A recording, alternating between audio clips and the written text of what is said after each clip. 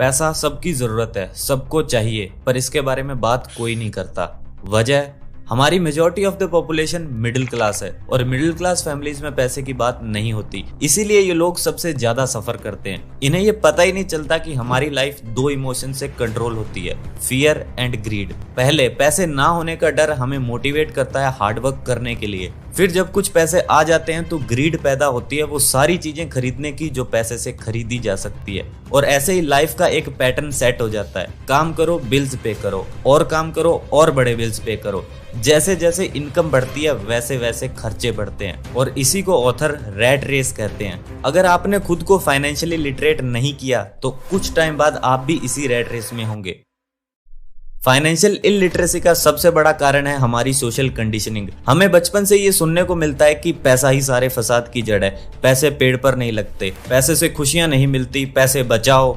फिर इसी मेंटेलिटी के साथ सबकी एक जैसी फाइनेंशियल प्लानिंग होती है। स्कूल जाओ, डिग्री लो, जॉब करो, marriage, home loan, car loan, study loan, retirement and death. इस फाइनेंशियल प्लान से आज तक कोई अमीर नहीं हुआ है, फिर भी लोग सालों से पूरी डेडिकेशन के साथ इसे फॉलो कर रहे हैं। क्या वजह है, क्यों ये प्लान वर्क नहीं कर रहा? शायद ये प्लान ही गलत है। बट क्या हो अगर मैं आपको कहूं कि एक और प्लान है जिसे अमीरों ने अपने लिए बनाया है, जिससे वो यंग एज में मिलेनियर्स बनते हैं, जिससे वो कुछ टाइम के बाद काम करना बंद भी कर दें तब भी पैसे आते रहते हैं। उन्हें कुछ तो ऐसे सीक्रेट्स पता है जिनकी मदद से पैसे वो कमाते हैं और टैक्स उनसे ज्यादा मिडिल क्लास आदमी भरता है। तो आपको भी अगर जानना है कि क्या फर्क है आपकी और उनकी प्लानिंग में, तो बने रहिए मेरे साथ, क्योंकि आज की इस वीडियो में मैं आपको रिच मेंटेलिटी वाले लोगों की कुछ ऐसी बातें बताऊंगा जो आपके पर्सनल फाइनेंस को पूरी तरह बदल देंगी। फर्स्ट पॉइंट है एसेट एंड लायबिलिटी। सबसे पहले तो हमें एसेट और लायबिलिटी के बीच का फर्क पता होना चाहिए। अब आप में से कुछ लोग कहेंगे कि हमें पता है कि गाड़ी, महंगे कपड़े या जिन चीजों पर हम फालतू खर्चे करते हैं वो लायबिलिटीज होती है, और रेंटल प्रॉपर्टी वगैरह जिनसे हमें पैसे आते हैं वो एसेट्स होते हैं। बट एक मिनट, ये जरूरी नहीं है कि सबके लिए एसेट्स और लायबिलिटी सेम हो। जो गाड़ी आपके लिए लायबिलिटी है वो टैक्सी ड्राइवर के लिए एसेट है। जो घर किसी के लिए इनकम जनरेट कर रहा है, हो सकता है वो आपके लिए लायबिलिटी हो। तो चलो सबसे पहले देखते हैं कि क्या होता है एक एसेट और क्या होती है लायबिलिटी। कोई भी चीज जिससे आपकी पॉकेट में पैसा आता है वो एसेट होता है, और इससे उल्टा कोई भी चीज जिससे आपकी पॉकेट से पैसा जाता है वो होती है लायबिलिटी। जो रिच लोग होते हैं वो एसेट्स एक्वायर करते हैं, वहीं पुअर और मिडिल क्लास लोग लायबिलिटीज एक्वायर करते हैं जो उन्हें लगता है कि एसेट्स हैं। अब आप सोचोगे कि कोई जानबूझकर लायबिलिटीज को एसेट क्यों समझेगा, क्यों हमें ये छोटी सी बात समझ नहीं आती? तो इसका जवाब है हमारी बेसिक एजुकेशन। स्कूल फोकस करता है लिटरेसी पर, फाइनेंशियल लिटरेसी पर नहीं। वो हमें ऐसी एक भी चीज नहीं बता सकते जिसे आज सीखकर कल ही अप्लाई किया जा सके। बट डोंट वरी, आज की इस वीडियो में मैं आपको कुछ ऐसा बताने वाला हूं जो आप अभी सुन के आज ही अप्लाई कर सकते हो। पर्सनल फाइनेंस को मास्टर करने के लिए दो बेसिक चीजें होती है, इनकम स्टेटमेंट और बैलेंस शीट। इनकम स्टेटमेंट से हमें इनकम और एक्सपेंस का पता चलता है, यानी कितना पैसा आया और कितना गया। वहीं बैलेंस शीट का सिंपल सा मतलब यह है कि हमें एसेट्स और लायबिलिटीज को बैलेंस करना है। तो चलो सबसे पहले देखते हैं कि एक पुअर आदमी का कैश फ्लो पैटर्न कैसा होता है। पुअर पर्सन की जॉब से जो सैलरी आती है वही उसकी इनकम होती है, और फिर उसकी सारी income taxes, rent, food, clothes, इन सब में चली जाती है, और बैलेंस शीट खाली की खाली रह जाती है। नेक्स्ट देखते हैं कि मिडिल क्लास आदमी का कैश फ्लो पैटर्न कैसा होता है। एक मिडिल क्लास आदमी जॉब करता है, सैलरी मिलती है और उस पैसे से डायरेक्टली लायबिलिटीज खरीद लेता है, जैसे कि home loan, car loan, credit card debt और स्कूल लोन। और बाद में हर मंथ इन लायबिलिटीज की EMI पे करने में पूरी सैलरी निकल जाती है, और एसेट कॉलम इनका भी खाली ही रह जाता है। अब आप सोचोगे कि मिडिल क्लास आदमी को कोई बताता क्यों नहीं है कि एसेट्स बाय करो? कौन बताएगा? अगर गवर्नमेंट बताएगी तो टैक्स कौन पे करेगा? अगर बैंक बताएगा तो लोन कौन लेगा? और अगर स्कूल्स बताएंगे तो एजुकेशन लोन का धंधा कैसे चलेगा? कोई नहीं बताएगा, सबको अपनी जेब देखनी है। मिडिल क्लास के बाद अब देखते हैं कि रिच लोगों का कैश फ्लो पैटर्न कैसा होता है। रिच लोगों की सैलरी नहीं होती, एसेट्स होते हैं, like real estate, stocks, bonds, intellectual property, ये सब। और इन्हीं से उनकी इनकम जनरेट होती है, rental income, dividend, interest, royalties, इन सब के रूप में। इनकी लायबिलिटीज और एक्सपेंसेस ना के बराबर होते हैं, बहुत सारे लोगों को लगता है कि ज्यादा पैसे होंगे तो उनकी प्रॉब्लम सॉल्व हो जाएगी, इसीलिए लोग लॉटरी जैसी क्विक मनी स्कीम्स के पीछे भागते हैं। और इवन अगर उनकी लॉटरी लग भी जाती है तब भी वो 2 साल बाद पहले जैसी सिचुएशन में ही आ जाते हैं। Reason, wrong cash flow pattern. अगर आपका कैश फ्लो पैटर्न ही गलत है तो ज्यादा पैसे आपकी प्रॉब्लम सॉल्व करने की बजाय उल्टा बढ़ा देंगे। इसका सोल्यूशन एक ही है, फाइनेंशियल लिटरेसी। और यही चीज हमें सेकंड पॉइंट पर ले जाती है, जो है टैक्सेस एंड पावर। ये जो टैक्सेस का आइडिया है, इसे पॉपुलर और एक्सेप्ट करवाने के पीछे भी पुअर और मिडिल क्लास लोगों का ही हाथ है। इन्हें यह कहा गया था कि टैक्स सिर्फ रिच लोगों को पनिश करने के लिए, इसीलिए पुअर और मिडिल क्लास लोगों ने इसके लिए वोट किया। बट हुआ क्या, पनिशमेंट उन्हें ही मिली जिन्होंने इसके लिए वोटिंग की थी। लोगों ने वोटिंग की क्योंकि उन्हें यह आइडिया अच्छा लगा कि अमीरों से लो और बाकियों में बांट दो।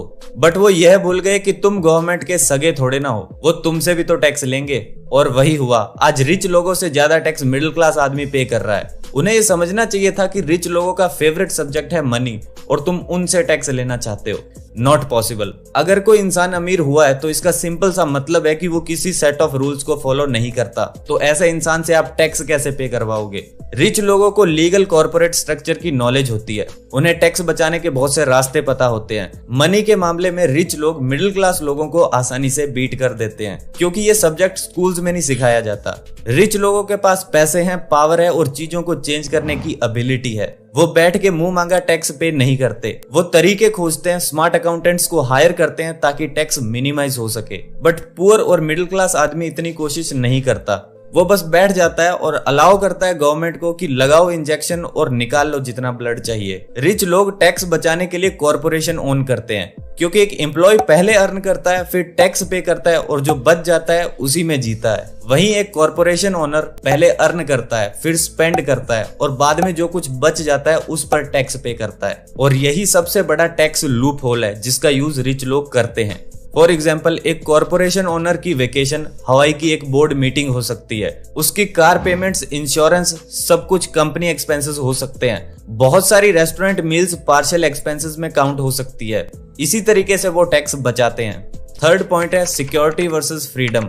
हमारे देश में majority of population job security की तरफ भागती है क्योंकि हमें घर और स्कूल दोनों जगह यही सिखाया जाता है और इसीलिए हम फाइनेंशियल फ्रीडम की बात ही नहीं करते। हमें एक ही चीज समझ आती है, जॉब सिक्योरिटी। इस टॉपिक को डिटेल में जानने के लिए हमें कैश फ्लो क्वाड्रेंट को समझना होगा। एज यूजुअल इसमें 4 क्वाड्रेंट होते हैं, एम्प्लॉय, सेल्फ एम्प्लॉयड, बिजनेसमैन और इन्वेस्टर। क्वाड्रेंट की जो लेफ्ट साइड है यानी एम्प्लॉय और सेल्फ एम्प्लॉयड लोग फोकस करते हैं सिक्योरिटी पर। वहीं क्वाड्रेंट की राइट साइड जो बिजनेसमैन और इन्वेस्टर है वो लोग फोकस करते हैं फाइनेंशियल फ्रीडम पर। हमारी 90% ऑफ द पॉपुलेशन क्वाड्रेंट के लेफ्ट साइड में काम कर रही है। पता है क्यों?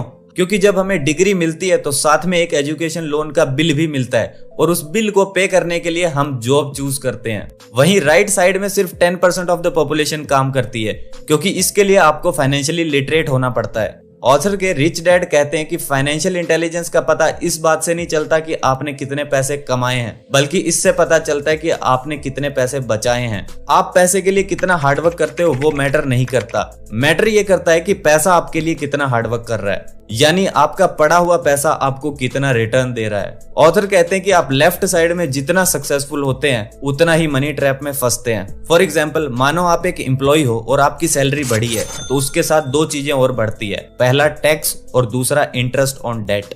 इसके बाद लेफ्ट साइड में बचता है सेल्फ एम्प्लॉयड। सेल्फ एम्प्लॉयड होना रिवॉर्डिंग और रिस्की दोनों है। बहुत सारे लोग सोचते हैं कि अपना कुछ काम कर लेते हैं, पर यह सबसे हार्डेस्ट क्वाड्रेंट है। इसमें फेलियर रेट बहुत हाई है और अगर आप सक्सेसफुल हो जाते हो तो वो फेलियर से भी बुरा है क्योंकि इसमें सारा हार्डवर्क आपको अकेले ही करना है। इससे उल्टा अगर आप क्वाड्रेंट के राइट साइड में सक्सेसफुल होते हो तो आपके पास ज्यादा पैसे के साथ ज्यादा फ्रीडम भी आता है। तो दोस्तों ये थी कुछ बातें जो मैंने आपको रॉबर्ट कियोसाकी की इन books the rich dad poor dad और कैश फ्लो क्वाड्रेंट से बताई है। अगर आपको भी ये परचेज करनी है तो दोनों का लिंक आपको डिस्क्रिप्शन में मिल जाएगा। और आज की इस वीडियो में बस इतना ही। वीडियो पसंद आई हो तो लाइक और शेयर कर दो। धन्यवाद फॉर वॉचिंग।